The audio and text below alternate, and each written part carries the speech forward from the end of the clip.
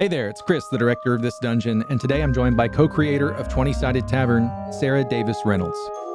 We speak about D&D's community impact, conventions we've been to, personal journeys, and of course, the 20-Sided Tavern. Let's get into it. My co-creator David Laws and I, we were both in theater and both played D&D for a decade plus. And so we were like, the Venn diagram of people that do theater and that play D&D is a circle. So let's find a way to do this. And it was really important to us because there are there's incredible work that folks do with actual plays and other D&D improv shows and immersive things. I don't know if you've done I think it might be closed now, but they did the Universal nights that they had the officially licensed D&D down in at Universal there. And so there's so many cool things that we can touch and be involved in, but there wasn't anything that felt like everybody was playing together. There was a lot of you watch people play, which is rewarding in itself. But and then there's obviously playing at home in your home game. And we wanted to find a way to combine all of that of saying, how can you watch someone on stage play while also feeling like you are at home playing? So we really wanted to capture that feel of everyone playing together. And so we started making the 20-Sided Tavern. At the time, it was a homebrew world. It was, using 5e mechanics, but all that was available through the OGL. So it was very non-branded. It was D&D inspired is, I think, the marketing copy that we were allowed to use at the time. And we would make cheeky jokes of we may explore dungeons, we may battle dragons, but we are legally obligated not to do both at the same time. um, So we did that for a couple years. It started in 2021. We did shows in Pittsburgh at the Edinburgh Fringe Festival in New York and then in Chicago. And when we were in Chicago, we were approached by Hasbro, who were interested in doing a live show themselves. And we already had one. And so we had some connections and they said, let's all work together. So after Chicago closed, that was sort of the last version of the non-branded, the 20-Sided Tavern. And after that, it came back as Dungeons and Dragons, the 20-Sided Tavern with the ampersand and all of that fun, cool stuff. We got to work with Wizards of the Coast and Hasbro, who were both absolutely, joys to work with, because we already had this established product and they already had this established product, and we had to say, now kiss, how does it go together? So it was a really fun, process of saying, okay, we're not going to set it in the Forgotten Realms, but we also still need to recognize that this is an improv show with 500 audience members who are chaos gremlins, and they're gonna name the barkeeper something really stupid.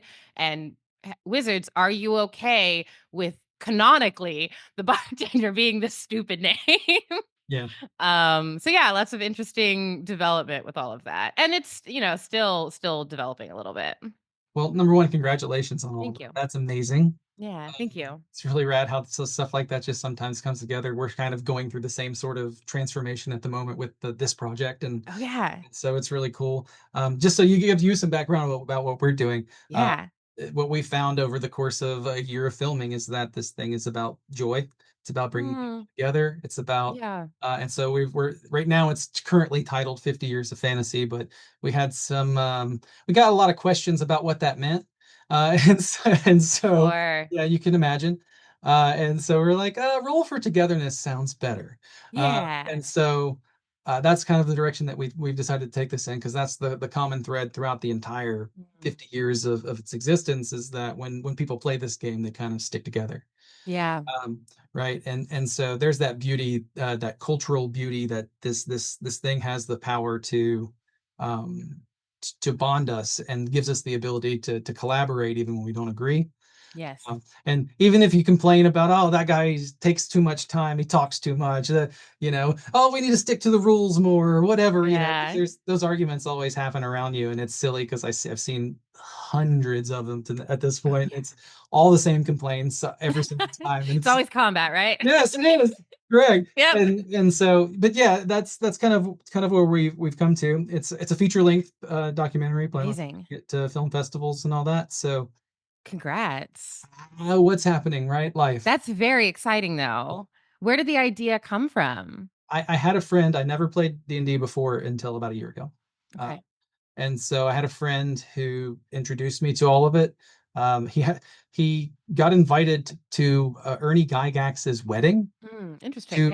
To film the wedding.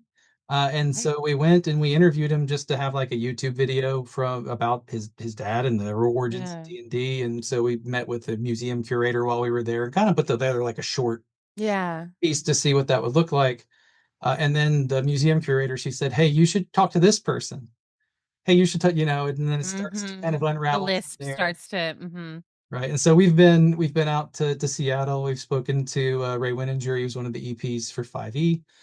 We spoke to Peter Ackison, the founder of Wizards of the Coast. Are you familiar with Dwarven Forge? Yeah. We went to his house and spent a week with him. Oh my gosh.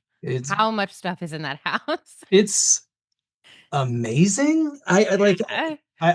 We did a lot of cut scenes as well, so it's like I wore a lot of costumes and very cool. And Stefan's a fun guy, and his partner Anne is incredible, and they were very, very gracious. We got invited to go to D&D in a castle, so we spent a week. That's a really great organization.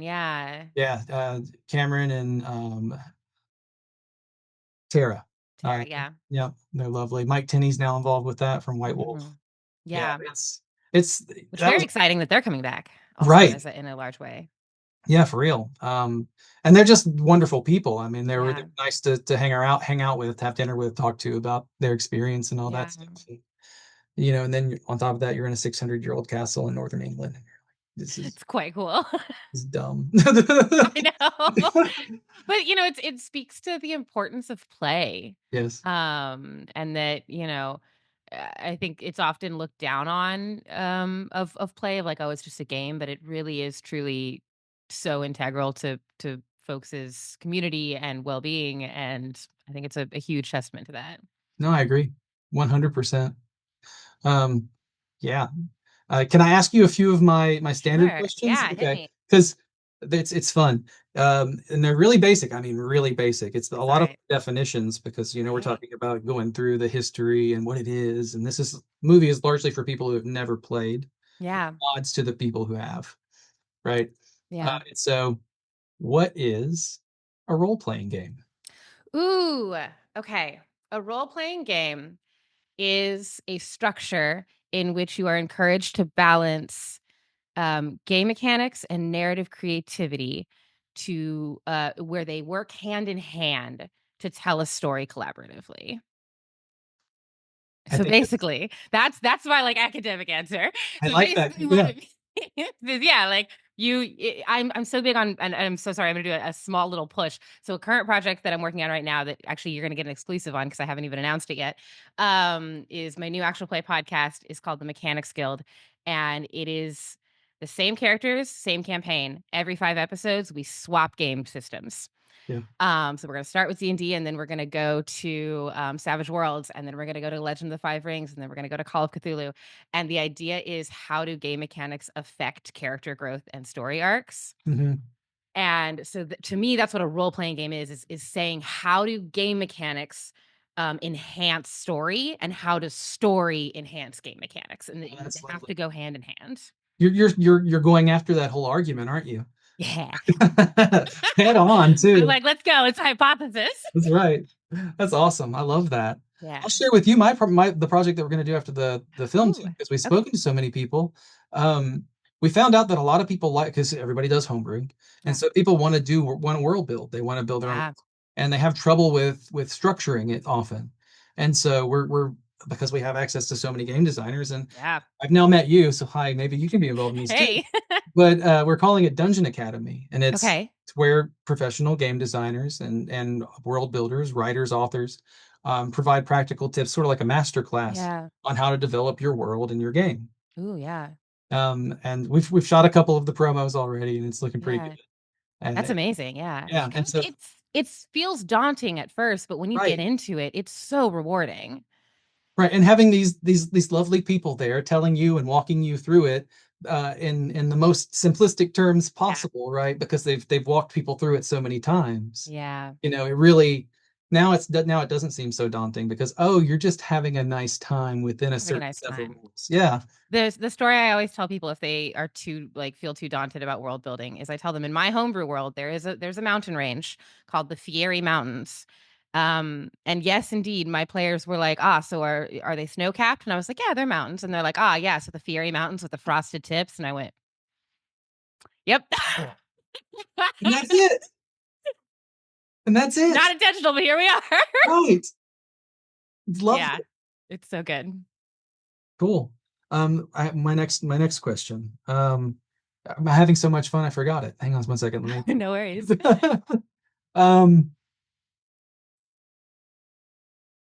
When did you start playing Dungeons and Dragons? When was the first time?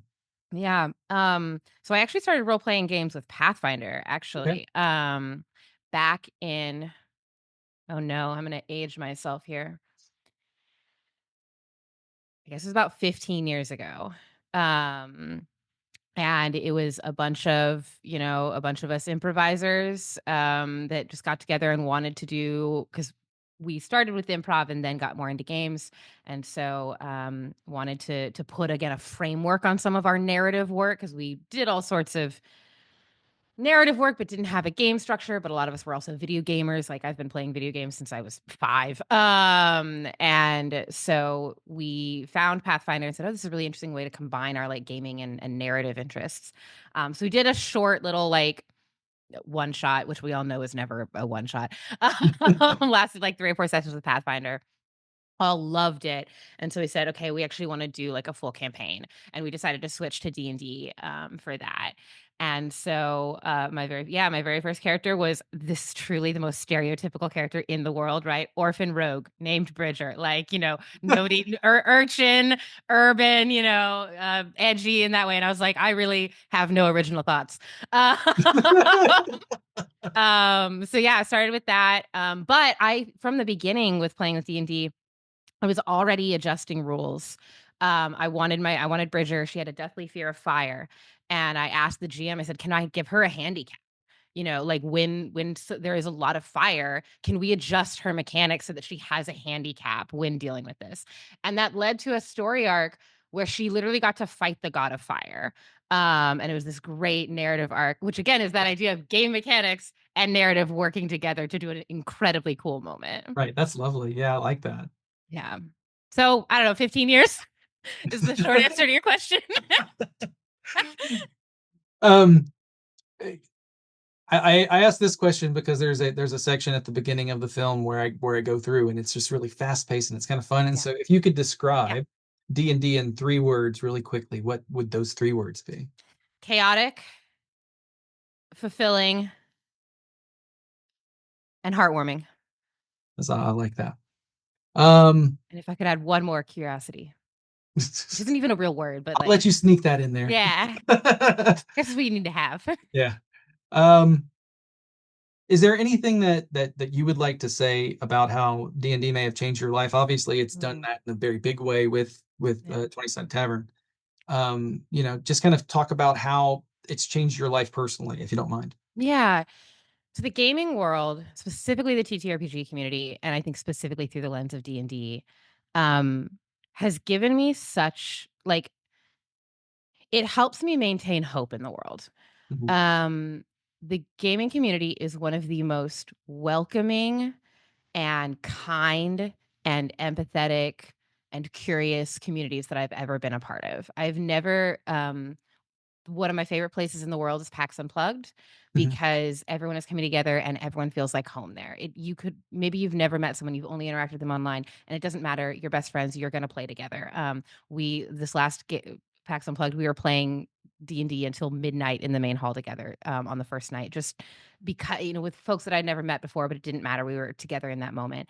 And so I think what it has done for me in my life is, especially given looks around at everything on fire, it gives you that grounding that that there can be a better world, and that could be a fantastical world, or it could literally just be you and your best friends around a table telling a story about heart and courage and overcoming adversity and becoming the best versions of ourselves in order to build a better world. That's a great answer. Thank you. Now I'm going to move into kind of just the explosion in popularity. Great, yeah. Kind of where did this come from? I know there's Stranger Things, there's all this other stuff that's surrounding it, but like where do you think all of this has come from? What do you think has driven that? Yeah, I think there's a lot of factors. I do think Stranger Things had a thing, but I don't think it has as strong of an influence as a lot of people think. I think it was the pandemic. I think a combination of the pandemic and access to high quality content like Critical Role and Dimension 20 and the Adventure Zone. Um, in this digital age where we can access so much content so easily, it's really easy to pick something up and say, "Oh, that's interesting. How do I incorporate that into my own life?" Because you can see it on a smaller scale with other things as well. It's why other systems outside of D&D are also getting more knowledge when a show like Dungeons and Daddies does Call of Cthulhu. More people pay attention to it. So I think the pandemic was everybody looking for something because they were craving connection. Right. Yes, you were craving things to do, but we were really craving connection. And D&D is something you can do that gives you connection. So it fulfilled sort of both of those needs. And so that plus the just readily accessible content, especially at a high production level like Critical Role, makes people say, "Oh, I can do that." And they watch something, they feel things, then they play it at home, feel similar things, and they're hooked after that. Right. Yeah. It's fascinating. Clint says something similar to what Yeah. here. Yeah. Um, very similar. He's like, yeah, it kind of exploded at that. I mean, that's when their numbers started really going through the roof Yeah. too, with the Adventure Zone and the Bim Bam. Right. Yeah. Yeah. So Balance is top tier arc. yeah. Yeah, because it's funny that my wife has been into like Sawbones and the Bim Bam, that Yeah. whole like McElroy family world. Yeah. And so she found out that he was going to be at the castle when we were there, and she's like, "You're going to be friends with him, I guarantee it." And we've become As I friends. say, and Yeah, yeah. yeah. So Yeah. he's a sweetheart. So Yeah. I uh, really love what they've been able to create. Yeah. yeah. Um, can we talk about conventions for a moment? Have you gone to a lot Sure. of conventions? I have. Yeah. Yeah. I've done on multiple like different levels. Yeah. So let's talk about how the kind of the role of conventions Yeah. in growing RPGs, growing this community of people who come together to play games. Yeah, I think that's a great question. And I think there's two layers of an answer to that. There is the introduction to games, because if you're at a con, a lot of times you are looking for something to do. Again, I mentioned that PAX Unplugged is truly my favorite con in the world, because it is just, here's a bunch of games. Would you like to play them? Which is great. And so you can learn about either learn about D&D if you don't know anything, or you can learn new systems. And then I also think it helps deepen bonds if you already know it. So I had the pleasure of DMing a bunch of fundraising tables for the Trevor Project at New York Comic Con last year. Mhm. And it was, most of my tables had played before at least once, not all of them, but most of them were familiar with the game. But it was an opportunity for them to meet like-minded folks and really just deepen their love of the game, because crazy things happened there. There was one actor or one player who wanted to Misty step through a magical door. That's not how Misty Step works. And I was like, great, roll a percentage die, because why not? I'm a rule of cool. Let's do it. Rolled a 2. And I was like, nah, it's not going to work. And they said, well, I have advantage, right? And I said, tell me a pun and I'll give you advantage. And they told me a pun. And I let them roll again. And they rolled another 2, which on a D100, rolling the same thing twice in a row is wild. Right. Yeah. And that whole table freaked out. And, the entire like floor was looking over at us like, what's happening over there? And so that was a moment that I think everyone is able to take, because it's these high stakes. It's folks that you maybe don't know or haven't played with before, but you get to have these shared experiences again, and it deepens your love of the game, and just makes you want to keep doing it. Yeah, I had a conversation yesterday with a gentleman who said, I D&D taught me how to read. Mm, He's like, I was in the 6th grade. I had a 2nd grade reading level. My friends wanted to play this game, and I saw them having so much fun, and I couldn't understand what we would. yeah. And he's like, I'd never been more motivated to pick up a book and a dictionary, Yeah. understand what was happening, so I could be with my friends. Yeah. Yeah. Wow, That's crazy. just impact, right? Yeah. that, again, desire for connection and inclusion. Right. All because of a silly game. Yeah. Isn't that beautiful? Silly. I love it so much. It makes me so happy. So good. Anyway, Sarah, I won't take up too much more of your time. No worries. I certainly appreciate you giving me some of it. I think more than I asked for already. No worries. All good. But thank you so much. Thank you for tuning into this episode. If you enjoyed our exploration of the stories and people behind 50 Years of Fantasy, consider supporting our work. By joining our Patreon at patreon.com/50 Years of Fantasy, you'll gain access to exclusive content, including uncut interviews, behind-the-scenes footage, and updates on our documentary's progress. Your support helps us continue to document and share the rich history of fantasy gaming. For more information about the documentary, visit our website at 50yearsoffantasy.com. Until next time, thank you for being part of this journey.